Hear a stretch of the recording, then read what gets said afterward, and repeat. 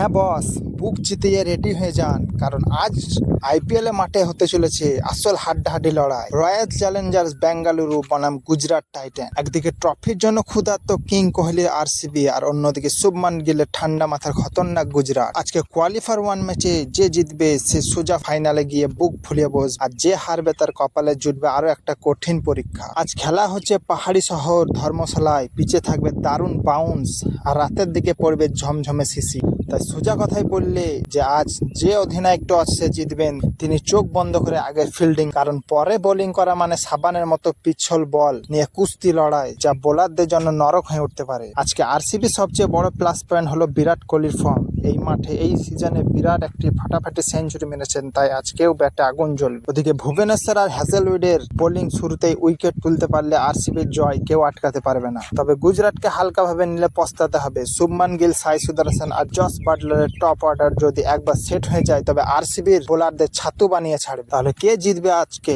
Google আজকে prediction দেখাচ্ছে RCB 55% এগিয়ে এবং গুজরাট 45% আছে। তবে ক্রিকেট শেষ বল না হওয়া পর্যন্ত কিছুই বলা যায় না, কারণ টি-20 খেলায় এক ওভারে পুরো ম্যাচ ঘুরে যায়। আপনাদের কি মনে হয় যে আজ বিরাট কোহলির ব্যাট কি চিৎকার করবে নাকি শুভমান গিলের গুজরাট বাজিমাত করবে? জলদি কমেন্টে জানান।